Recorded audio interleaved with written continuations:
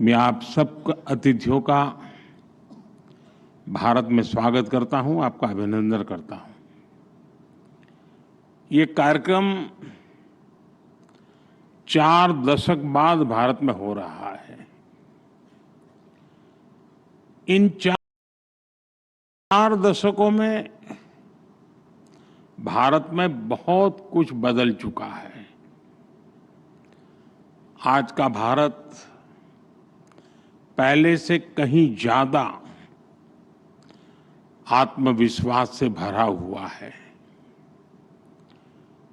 Global aviation ecosystem में हम न केवल एक विशाल मार्केट है, बल्कि पॉलिसी लीडरशिप, इनोवेशन और इंक्लूसिव डेवलपमेंट के प्रतीक भी है।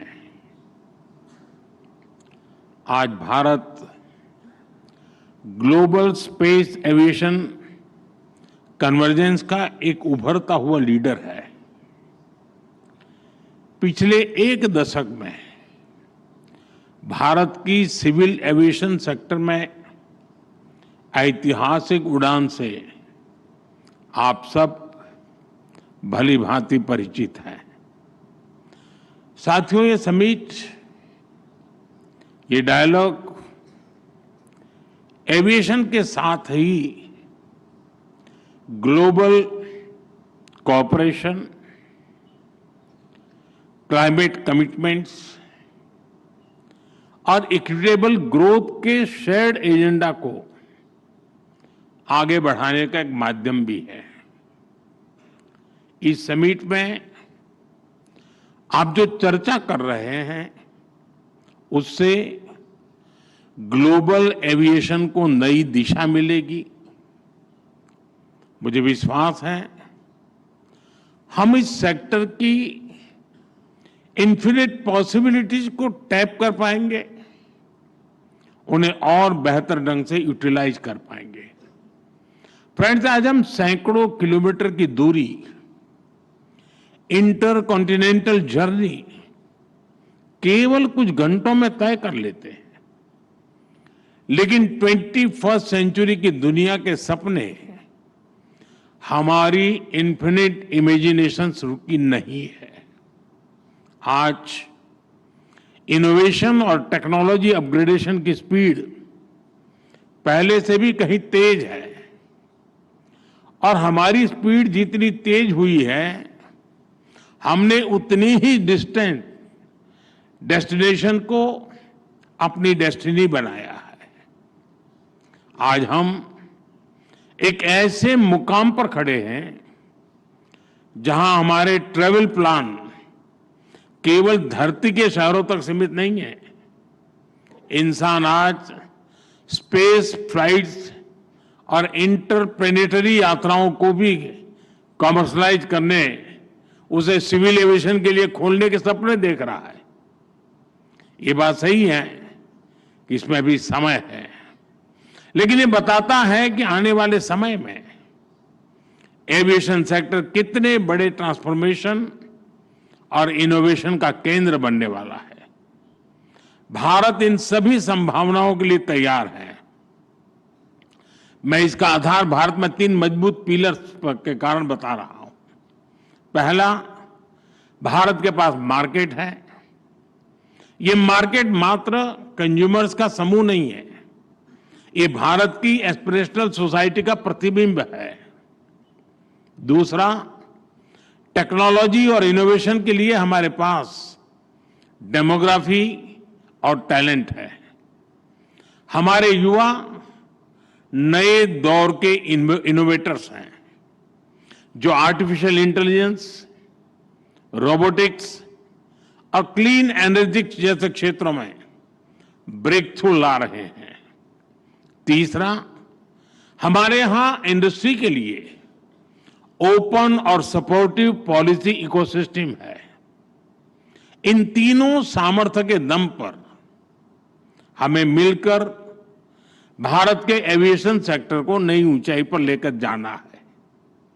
फ्रेंड्स, बीते वर्षों में भारत ने सिविल एविएशन के क्षेत्र में एक अभूतपूर्व परिवर्तन देखा है। आज भारत दुनिया का तीसरा सबसे बड़ा डोमेस्टिक एविएशन मार्केट है। हमारी उड़ान योजना की सक्सेस इंडियन सिविल एविएशन का एक गोल्डन चैप्टर है। इस योजना के तहत 15 मिलियन से ज्यादा यात्रियों को सस्ती एयर ट्रैवल की सुविधा मिली है। कई नागरिक पहली बार हवाई सफर कर पाए हैं। हमारी एयरलाइंस भी लगातार डबल डिजिट ग्रोथ हासिल कर रही है। भारत और विदेशी एयरलाइंस को मिलाकर हर साल करीब 24 करोड़ यात्री 240 मिलियन पैसेंजर्स हमारे यहां उड़ान भरते हैं। यानी दुनिया के ज्यादातर देशों की टोटल पॉपुलेशन से भी कहीं ज्यादा। और 2030 तक ये संख्या 50 करोड़ 500 मिलियन पैसेंजर तक पहुंचने की संभावना है।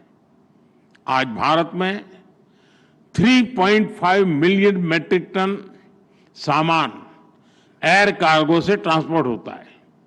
इस डेकेड के अंत तक ये भी बढ़कर 10 मिलियन मैट्रिक टन तक पहुंचने वाला है। साथियों, केवल आंकड़े नहीं है, ये नए भारत के पोटेंशियल की एक झलक है और भारत अपने इस पोटेंशियल को मैक्सिमाइज करने के लिए फ्यूचरिस्टिक रोडमैप पर काम कर रहा है। हम वर्ल्ड क्लास एयरपोर्ट इंफ्रास्ट्रक्चर में इन्वेस्ट कर रहे हैं। जैसा नायडू जी ने बताया, 2014 तक भारत में 74 ऑपरेशनल एयरपोर्ट थे। आज इनकी संख्या बढ़कर 162 हो चुकी है। इंडियन कैरियर्स ने 2000 से ज्यादा नए एयरक्राफ्ट के लिए ऑर्डर दिए हैं और ये तो अभी शुरुआत है। भारत का एविएशन सेक्टर एक ऐसे टेक ऑफ पॉइंट पर खड़ा है जहां से उसे लंबी और सबसे ऊंची उड़ान भरनी है। और ये उड़ान केवल भौगोलिक सीमाओं को पार नहीं करेगी, बल्कि ये दुनिया को सस्टेनेबिलिटी, ग्रीन मोबिलिटी और इक्विटेबल एक्सेस की दिशा में भी ले जाएगी। फ्रेंड्स, आज हमारे एयरपोर्ट्स की हैंडलिंग कैपेसिटी हर साल 500 मिलियन यात्रियों तक पहुंच चुकी है।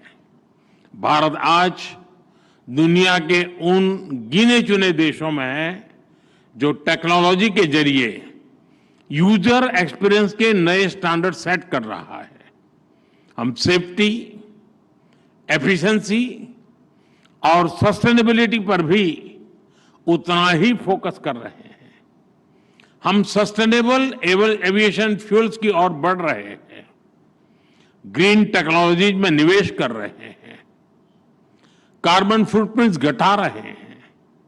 हम प्रोग्रेस और प्लेनेट की सुरक्षा दोनों सुनिश्चित कर रहे हैं। साथियों, ये हमारे जो विदेशी अतिथि हैं, मेरा उनसे आग्रह है कि आप डीजी यात्रा ऐप के बारे में जरूर जानिएगा। डीजी यात्रा ऐप डिजिटल एविएशन का एक उदाहरण है। ये फेशियल वेरिफिकेशन टेक्नोलॉजी के माध्यम से एयरपोर्ट एंट्री से लेकर बोर्डिंग गेट तक सीमलेस यात्रा का कंप्लीट सॉल्यूशन है। कहीं कोई पेपर, डॉक्यूमेंट्स, आईडी दिखाने की जरूरत नहीं। मैं समझता हूं भारत के ये इनोवेशंस इतनी बड़ी पॉपुलेशन को बेहतर सर्विसेज देने के एक एक्सपीरियंस से ये कई देशों के काम आ सकता है। यह सिक्योर और स्मार्ट सॉल्यूशन का एक ऐसा मॉडल है जो ग्लोबल साउथ के लिए भी प्रेरणा बन सकता है।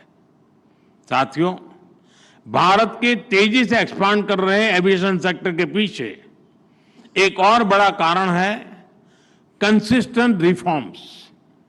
भारत ग्लोबल मैन्युफैक्चरिंग हब बने, इसके लिए हम हर तरह से कदम उठा रहे हैं। इस साल के बजट में हमने मिशन मैन्युफैक्चरिंग घोषित किया है। इसी वर्ष हमने भारत की पार्लियामेंट में, जैसा नायडू जी ने अभी बताया, protection of interest in aircraft objects bill पारित किया है। इससे केपटाउन कन्वेंशन को भारत में कानूनी ताकत मिली है। अब एयरक्राफ्ट लीजिंग करने वाली ग्लोबल कंपनियों के लिए भारत में नया मौका खुल रहा है। आप सभी को गिफ्ट सिटी में मिल रही छूट के बारे में भी जानकारी है। गिफ्ट सिटी के इंसेंटिव्स ने भारत को एयरक्राफ्ट लीजिंग का एक अट्रैक्टिव डेस्टिनेशन बना दिया है। साथियों, नया भारतीय वायुयान अधिनियम हमारे एविएशन कानूनों को ग्लोबल बेस्ट प्रैक्टिसेस के अनुरूप बना रहा है। यानी भारत में एविएशन सेक्टर के कानून सहज है, नियमों में सहूलियत है और टैक्स स्ट्रक्चर सरल है। इसलिए दुनिया की बड़ी एविएशन कंपनियों के लिए भी भारत में निवेश के लिए एक बेहतरीन अवसर है। फ्रेंड्स, एविएशन सेक्टर में ग्रोथ का मतलब है नई उड़ान, नए रोजगार और नई संभावनाएं। एविएशन सेक्टर में pilots, crew, engineers, ground staff सभी के लिए नए मौके बने हैं। एक और नया सनराइज सेक्टर उभर रहा है, एमआरओ यानी मेंटेनेंस, रिपेयर और ओवरहॉल। हमारी नई एमआरओ पॉलिसी से भारत को एयरक्राफ्ट मेंटेनेंस का ग्लोबल हब बना के इस दिशा में तेजी आई है। 2014 में भारत में 96 एमआरओ फैसिलिटीज थी। आज इनकी संख्या 154 हो चुकी है। 100% FDI under automatic rule, GST में कटौती, टैक्स रेशनलाइजेशन, ऐसे कदमों ने एमआरओ सेक्टर को नई ऊर्जा दी है। अब हमारा लक्ष्य है 2030 तक भारत को $4 बिलियन का एमआरओ हब बनाना। साथियों, हम चाहते हैं कि दुनिया भारत को सिर्फ एक एविएशन मार्केट नहीं बल्कि एक वैल्यू चेन लीडर के रूप में भी देखें। डिजाइन से लेकर डिलीवरी तक Bharat global aviation supply chain का इंटीग्रल हिस्सा बन रहा है। हमारी दिशा सही है, हमारी गति सही है, इसलिए हमें विश्वास है कि हम तेजी से आगे बढ़ते रहेंगे। मेरा आग्रह है, मेक इन इंडिया के साथ सभी एविएशन कंपनियां डिजाइन इंडिया भी करें। साथियों, भारत के एविएशन सेक्टर का एक और मजबूत पक्ष है उसका इंक्लूसिव मॉडल। आज भारत में 15% से अधिक पायलट महिलाएं हैं। ये ग्लोबल एवरेज से 3 टाइम्स ज्यादा है। दुनिया भर में कैबिन क्रू में महिलाओं की औसत भागीदारी लगभग 70% है। हमारे यहां 86% है। भारत के एमआरओ सेक्टर में महिला इंजीनियरों की संख्या भी ग्लोबल एवरेज से आगे बढ़ रही है। साथियों, आज एविएशन सेक्टर का एक और की कंपोनेंट ड्रोन टेक्नोलॉजी है।